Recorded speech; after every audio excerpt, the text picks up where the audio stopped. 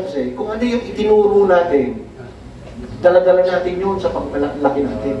So, kung kinindisyon natin yung isip natin na meron akong restriction, merong batas akong dapat sundin, ako ay Kristiyano, ako ay tao, may restriction yung aking ginagawa.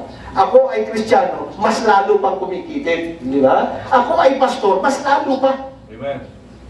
Amen? Amen. Ito maganda illustration, hindi ko makakalimutan. Pag nasira ang aking relo, sino apektado? Ako lang, o kaya yung few people around me. Pag nasira yung relo sa City Hall, na lagi naman sira sa Maynila, sino apektado? Maraming tao. We are in a position of leadership. Diba? Kung ordinaryong miyembro lang siguro yung magkasala, okay lang. Ang effect nun, hindi ko sinabi okay yung kasalanan. I'm referring to the effect. Diba? Konti lang siguro ma-effect nun. Pero if the man behind the pulpit commits sin, there's a way again, touch not the Lord's anointed.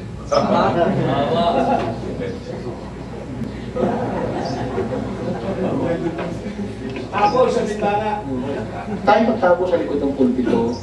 Tayo, porket nandun tayo sa likod ng pulpito, panata na natin lahat yun nandun. Mali naman yun. Kung siya ang mali, umusok na yung pulpito. Diba?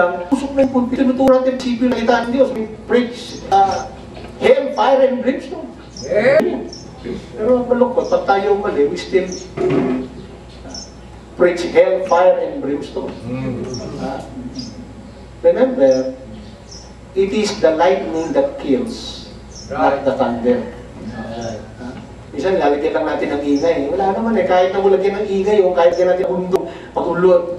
Pero kung tayo naman ay walang kidlat, dahil wala tayong moral ascendancy, wala rin. Wala rin. Lastly, the principle of success. Una-una, nagagaya tayo minsan sa sanlibutan that we measure success in terms of material things.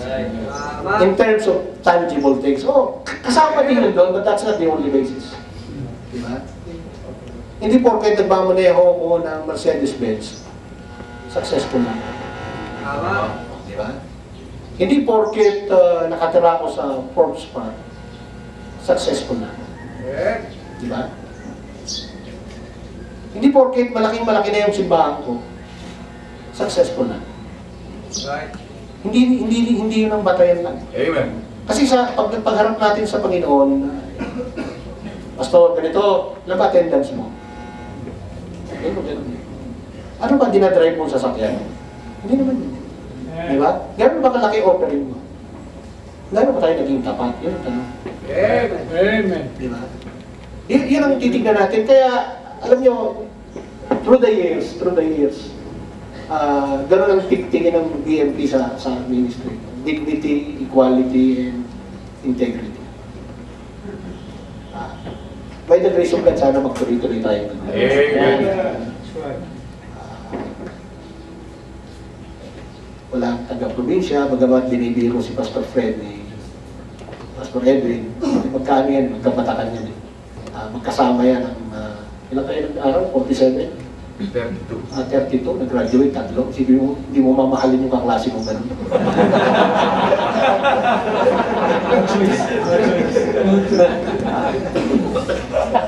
Sabi tuloy ni Eva kay Adan, Adam, do you love me? Who else? Walang choice. 42, di ba? 42, tapos tatlo na tira. Mamahalin mo talaga yun. Yung kaklase mo yun. Diba? Silang tatlo nila Pastor Pacman, mamahalin mo talaga. Wala naman eh, di ba? Wala. Hindi naman ito false humility na matatawag. Ayaw ko na pumasok dun sa sasakyan kagabi. Ay sa dahil ang tingin ko may nakaharang, ayaw ko na maka-istorbo dahil ito si Porto. Pinuyat kami na puro kwento kung ano-ano eh. Eh, nabiktima naman ako, nakigaya ako sa kanya. Pagdating ko na nahiya naman ako dito na lang ako matulog sa sasakyan. Dito ako natulog sa sasakyan. Paggising ko nung umaga, nakita ko si Pastor Tan, saan ka natulog? Doon din sa sasakyan. Hindi naman sa tinataas na, ako pwede ako matulog dito. Si Pastor Tan, pwede rin matulog dito. Because we don't feel big. Amen. We don't feel big. Amen. Wala akong malaki dito sa atin. Gawain tutunan ko. Diba? Ayan, hindi ko sinasabing successful na ako dahil meron akong ganyan. Hindi, dugo at pawis ng miyembro yan. Paano ka mag-abuso? Paano ka magyayabang? Yung mga miyembro, hirap na hirap. Kung pwede lang hindi mo tanggapin yung sasakyan yan, di ba? Dugo at pawis nila yan. Siguro kung dahil sa trabaho, kung nakakuha ko niya, pwede pa siguro. Hindi, wala akong pwedeng ipagmalaki sa gawa. Amen. Amen? Hindi natin dapat sukatin ang success natin sa mga bagay na yan. Sukatin natin yan doon sa katapatan natin. Maraming gulat tayo sa langit, mas marami pang reward yung nasa bundok kaysa nagsusunod. Dahil tayo, puro SM pinupuntahan natin. Kasi na walang mapuntahan SM, kaya faithful ka na sila.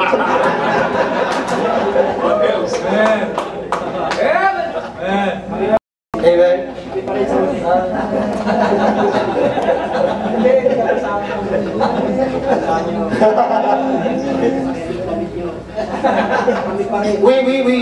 We can say na tayo ay successful kung unang-una sinusunod natin ang salita ng Diyos.